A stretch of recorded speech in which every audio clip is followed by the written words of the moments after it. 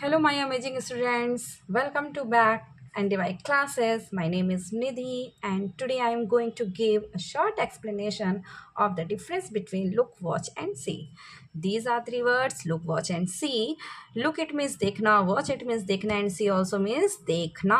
तो क्या हम तीनों जगह पर एक ही वर्ड लगा सकते हैं? मतलब कि क्या, सॉरी मैं गलत बोल गई, क्या मैं तीनों जगह, मुझे कहना चाहिए कि क्या ये तीनों वर्ड हम एक जगह एक ही सेंटेंस पर लगा सकते हैं? तो नहीं, हमें पर्टिकुलर सिचुएशन देखनी है, पर्टिकुलर सेंटेंस देखना है और इसके अकॉर्डिंग ही हम इसको लगा सकते हैं। तो हम इसका डिफरेंशिएट देखते हैं कि लुक, वॉच और सी में क्या ही डिफरेंस है।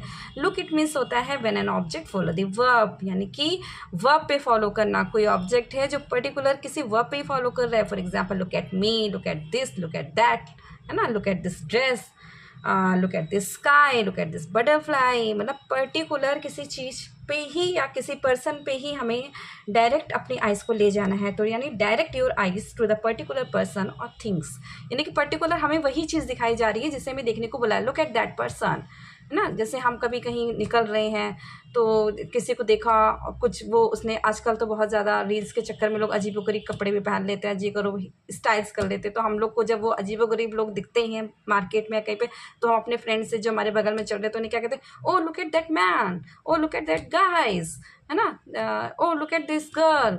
तो इस तरीके से हम बोलते हैं, है ना। तो खैर ये तो एक अलग मजाक की बात रही, बट जैसे ही हम यूज़ करते हैं पर्टिकुलर चीज़ को देखना, मतलब पर्टिकुलर पर्सन, पर्टिकुलर थिंग्स को देखना, कि वहीं पर डायरेक्ट आइज हमारी कहाँ जाएगी, उसी पर्टिकुलर थिंग पे जाएगी जो हमें दिखाया जा रहा है।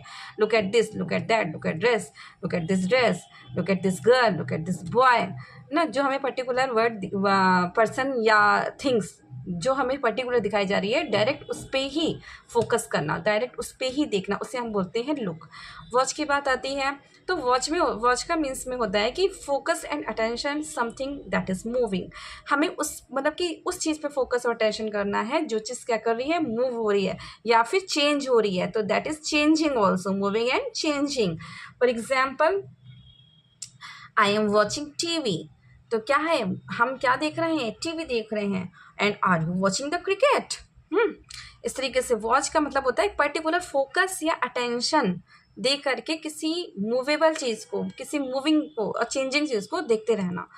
नेक्स्ट है सी। सी की बात करते हैं, notice something by using your eyes, मतलब किसी चीज़ को नोटिस करना। इट मीन्स वहाँ पर आता है सी, नोटिस करना, it means C.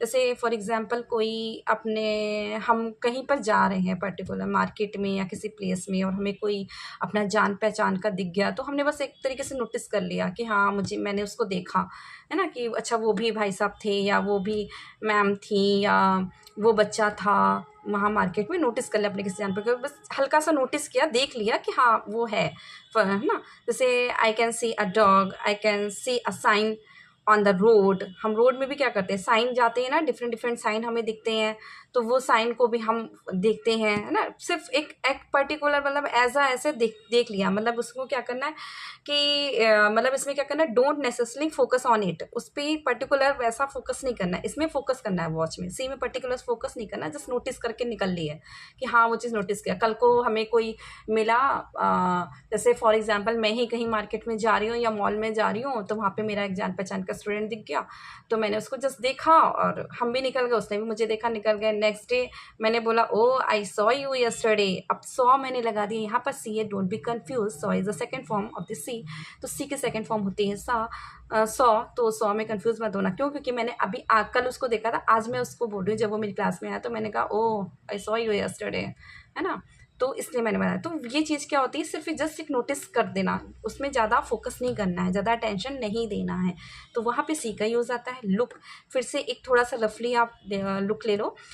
Look it means कि when an object follow the verb, कोई ऑब्जेक्ट पर्टिकुलर किसी चीज़ को ही देखना, पर्टिकुलर किसी पर्सन को ही देखना, पर्टिकुलर किसी थिंग्स को ही देखना। Look at that, look at this pen, look at this dress, है ना, this dress is so beautiful, look at this girl is so intelligent.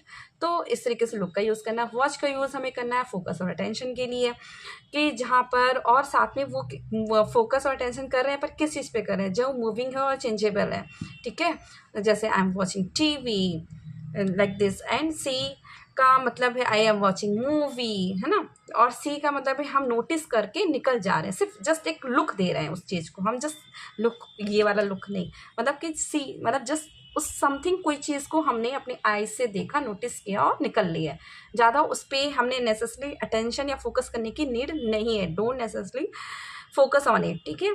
फिर एग्जाम्पल जैसे है कि I can see a sign on the road, I saw him in the playground. तो इस तरीके से हमें तीनों में डिफ्रेंशिएशन करना होता है और पर्टिकुलर जगह पे या पर्टिकुलर स्टेटमेंट पे या पर्टिकुलर सिचुएशन पे इनका यूज़ होता है, ठीक है। आई होप आपको समझ में आया होगा। Till then keep learning, keep growing, bye.